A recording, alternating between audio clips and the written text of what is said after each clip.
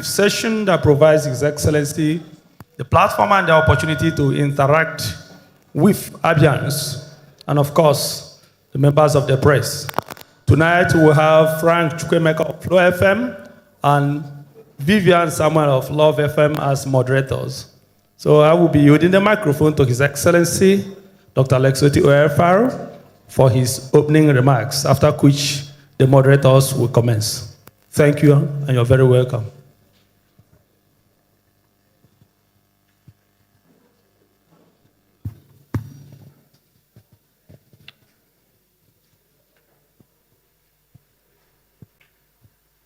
Distinguished ladies and gentlemen of the press, Abians who are joining us from the comfort of their homes and offices, I want to welcome all of you to our media chat. The monthly media chat, today being the 15th day of August 2025. I want to thank you for joining on time and I apologize that we are starting a little late, but in spite of that, we'll try and catch up. It's been a few weeks since the last time we met here, and between the last time we met and today, a lot of things have happened. But then I'll just take the key highlights as we normally do, and then yield the floor to Frank and Vivian, who would continue with the proceedings. We continue to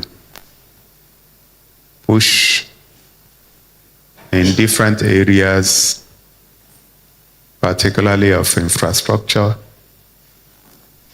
and of course, the other part of infrastructure, the social. But let me start with health.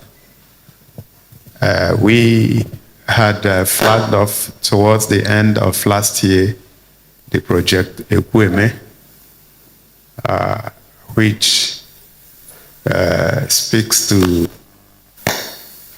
about 200 primary health care center rehabilitation within 3 to 4 months. That has been on. We've been able to commission quite a lot of them, but we chose to commission one per local government. And at the last count, I think we have covered 5 local governments. But in terms of numbers, 120 out of the 200 have been completed. In the process of these rehabilitations, we found that some of the health centers, primary health centers, did not have accommodation for staff. And we have had to expand the scope such that at least one primary health center per ward would have accommodation. And this is the 200 that we are doing, so that they can operate on a 24-hour basis. We have seen some of the primary health centers go over and beyond to render health services to our people.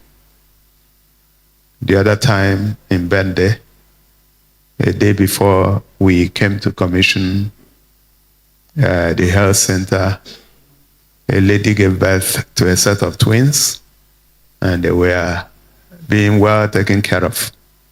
So the whole idea is to ensure that most of the health needs of our people are going to be addressed in the primary health centers. And it's only when matters become complicated that referrals will be done to the general hospitals and, of course, tertiary hospitals. We also fixing all the general hospitals, and 22 of them. At the moment, the Obiungwa General Hospital is nearing completion and will be commissioned before the end of this month, all things being equal. The Umuahia General Hospital is being upgraded to a specialist hospital. The architectural, structural, engineering, mechanical, all the designs have now been completed. And we are at the stage of awarding that hospital for construction.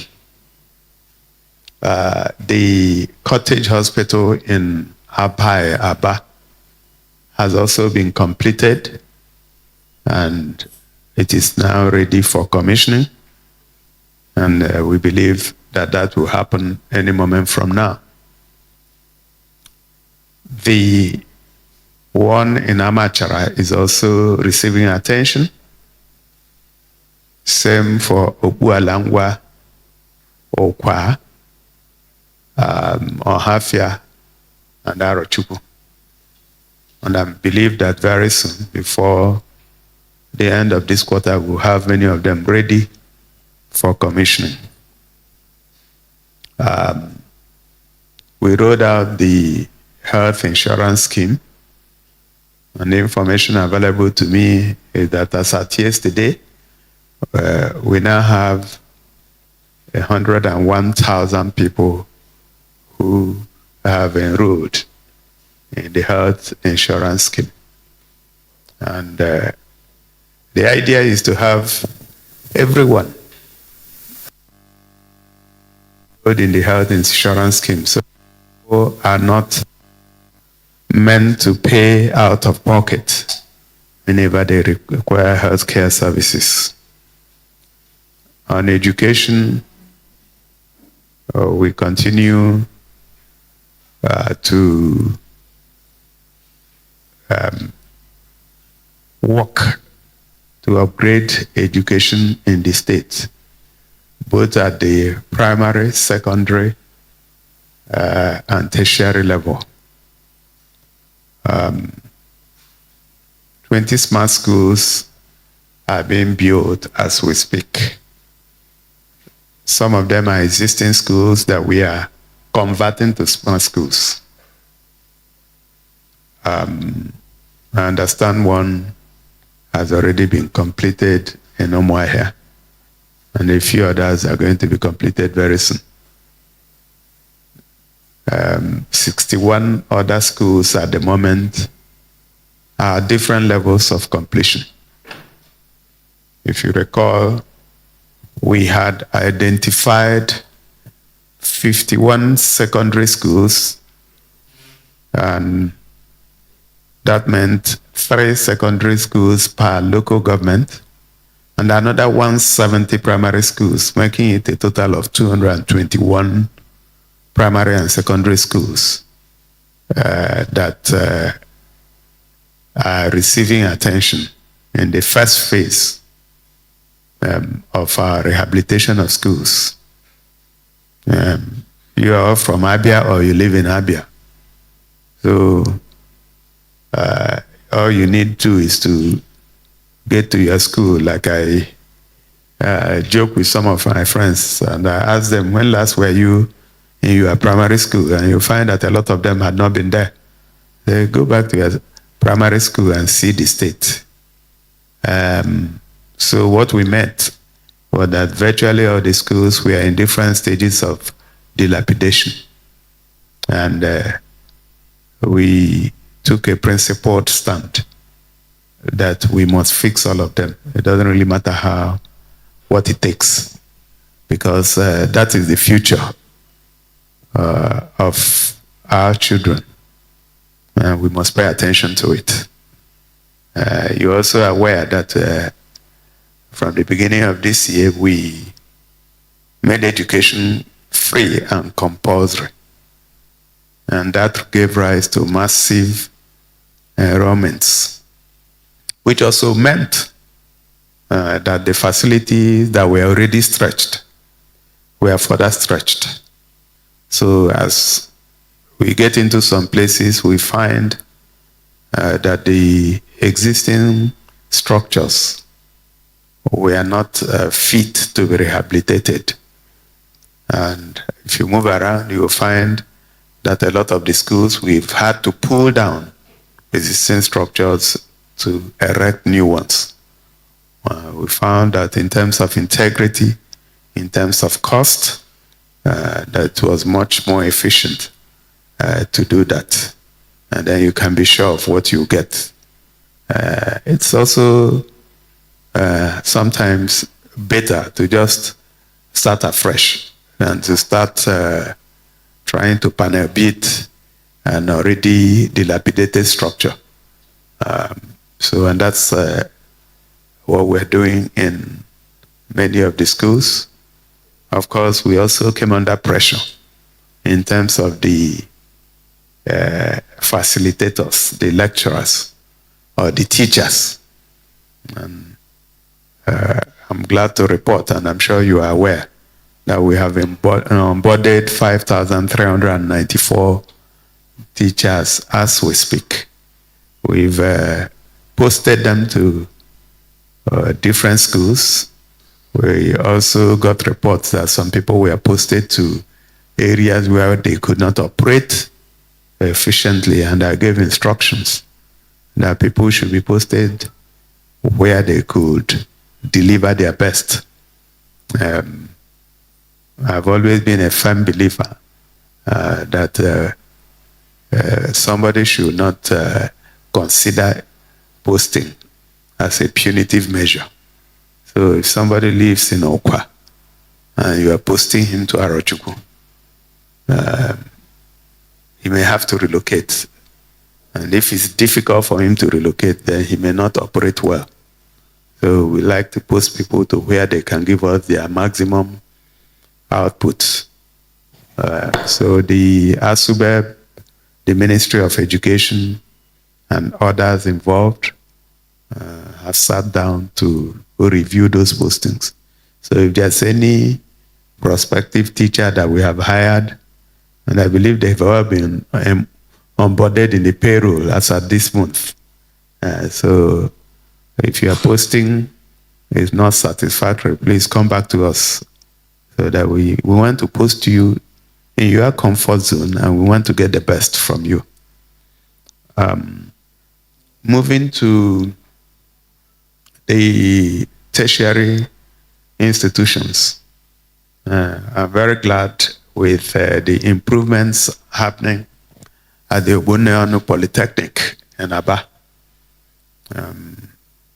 The report I got was that we are beneficiaries of 2 billion naira TED Fund Special High Impact Fund. Understand that there are 18 state polytechnics countrywide that benefited from that largesse, and we are one of them, Umuahia Polytechnic, the only one in the southeast out of the 18. So I use this opportunity to congratulate the director and his team for working very hard to earn us such a pride of place. We continue to develop the Osisioma campus, building and completing lecture theaters, hostels, laboratories, and other structures. And the whole idea is that they should start operating from there from the next academic session. The present campus in Aba is also receiving attention. Virtually all the buildings have been renovated. the lecture theater is going to be completed very soon, a new one that we're building. And a lot of good things are happening. The enrollment has also increased, quite unlike what it used to be before, where every year you see enrollments going down. So we believe that maybe in another year or two, we will double the number in terms of enrollment. And I'm happy to also report that we have also introduced contemporary courses in the Polytechnic. The Polytechnic is able to offer artificial intelligence today, robotics, and science and technology courses that are relevant to today's world. Then on Abia State College of Education Technical in Arochukwu. A few years ago, they lost accreditation, and we are working very hard to ensure that the accreditation gets reinstated. So massive work is going on there. We are fencing in the College of Education. We are also fixing internal roads, providing electricity, renovating lecture theaters and hostels, and getting it ready to compete and to be able to train our teachers. Hopefully, we'll be where we want to be by the next academic session, and we can compete. Abia State University, Uturu, continues to receive attention. The hostels are being retrofitted, new faculties of agriculture and law, construction must have begun by now because all the approvals were secured about 2 weeks ago, and the contractors have been mobilized, and I believe that they would go to site any moment from now, if they have not gone. The Abia State University Teaching Hospital in Aba, we have moved to the next stage of facility upgrade. The first thing we did was firefighting to ensure that we got our accreditation back, which was done. Now this next phase is to prepare it to be future ready, to train medical doctors, and I believe that by the next academic session, we will see things change. On healthcare, we had given approval to hire 771 healthcare professionals. We opened a portal, and I understand that close to 2,000 applications were received. About 1,200 of the applicants were shortlisted, and further screening will continue. You get all the people that we require. I believe this week, the Civil Service Commission had also called for application from consultants, those who work on a part-time and on a full-time basis. The whole idea is that as we are getting our hospitals back to work, we also don't want to be caught unawares if we didn't provide for the number of workers that we require to operationalize those hospitals. In In terms of works, a lot of roads are also receiving attention, like you can testify to. Most of them by direct labor. I think about 50 of them are being addressed today by direct labor, and about 30 are on contract, and they are all moving smoothly. Yes, some of them have been slowed down a little bit by the rain, but like somebody said yesterday, we defy the rain in Abia. So whatever that needs to be done, when the rains are falling, we do it. But then, of course, when you have to asphalt, you have to ensure that the rains have given way. Some of the challenges we had with funding had been dealt with given the passage of the supplementary budget last week by the State House of Assembly. And of course, in Aba, the Greater Aba Development Authority, those who live in Aba will attest to the fact that a lot of routes, adjoining routes to the major routes, are being dealt with today. The same thing for Umuahia and Umuahia, the Greater Umuahia Development Authority. So in the area of electricity, we are just about to close out. Those who followed would remember that about 2 weeks ago, less than 2 weeks ago, the chairman of Enugu Electricity Distribution Company, Enugu Disco, visited us for us to finalize on our transaction of buying out Umuahia and the adjoining local governments, which include Umuahia North, South, Ekweme, Bende, Umuahia, Arochukwu, Isikwata, and Umunochi. So we intend to isolate them as an island, just like Aba, and take charge so that we can deal with everything about electricity here. That is going very well, and I believe that in a few weeks we'll close whatever gap that we have, and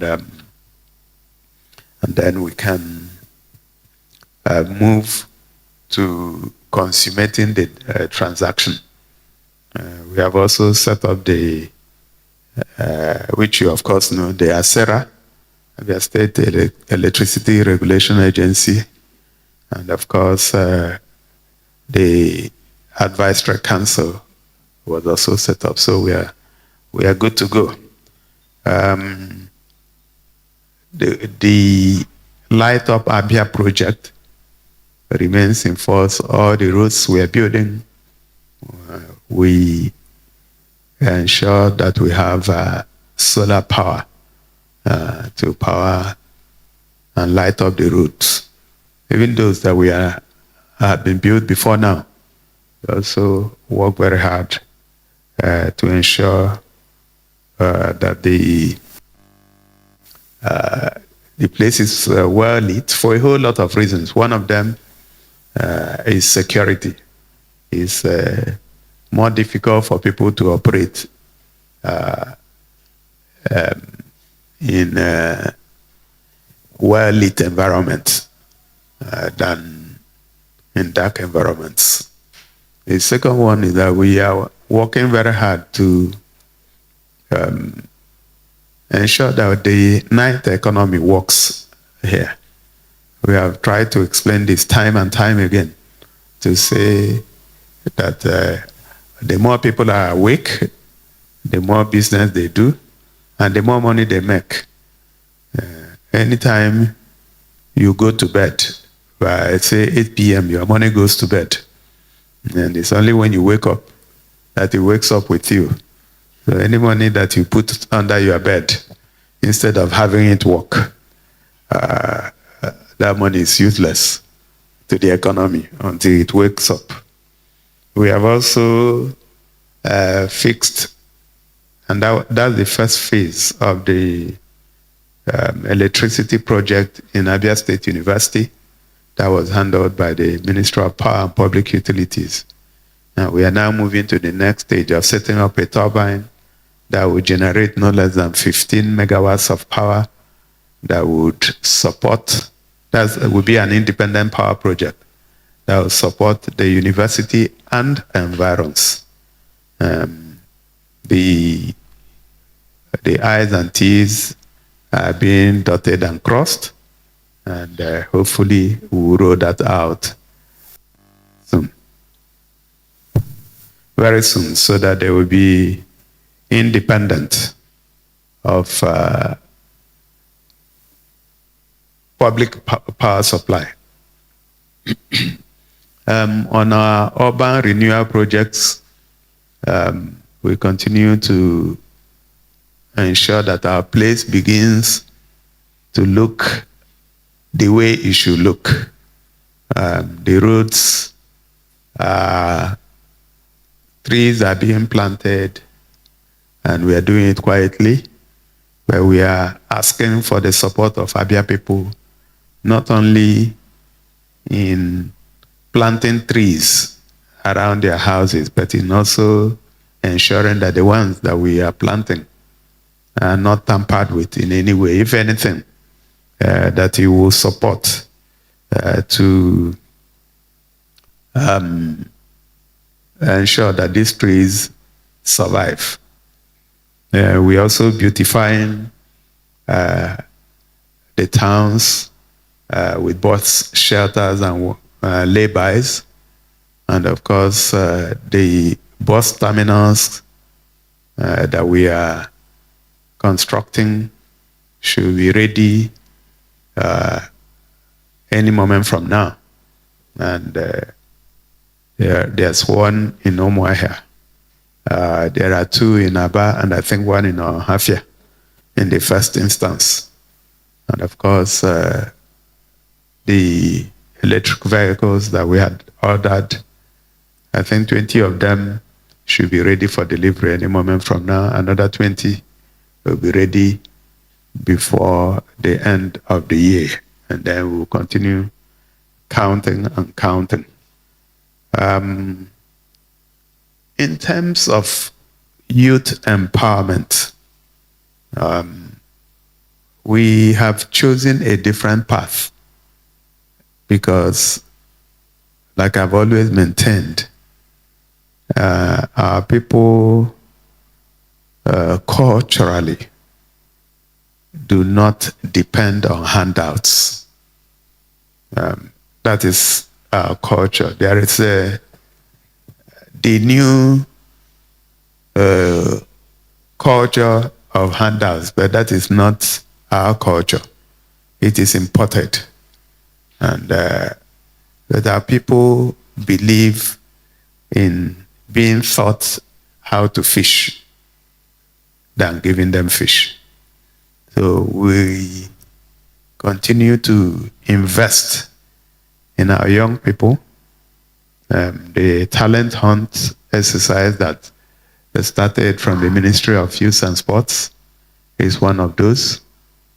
The leadership training, leadership academy that just started a day or two ago, where 1,000 of our young people are going through leadership training in Umuahia here, fully paid by government, training being undertaken by the best leadership experts in the country. And the exercise having been conducted in a very transparent manner. We believe that not too long from now, you will see our people occupying positions based on the kind of training they receive. And of course, we have the Tech Rise program. We also have the fashion program in Abia undertaken by Ethnocentric and MasterCard, supported by the government. And then, of course, the cooperative societies in different wards who benefited from billion naira interest-free facility that we gave last year. And this year, we have approved 2 billion naira to also be extended to a larger number of people. So for us, that is what it is. People want to be empowered so that their trade can move rather than the culture of palliatives and handouts. I guess that's where I want to leave it and open the floor for questions and answers. So, Vivian, I can see you have the microphone. Okay, so over to you. Thank you so much.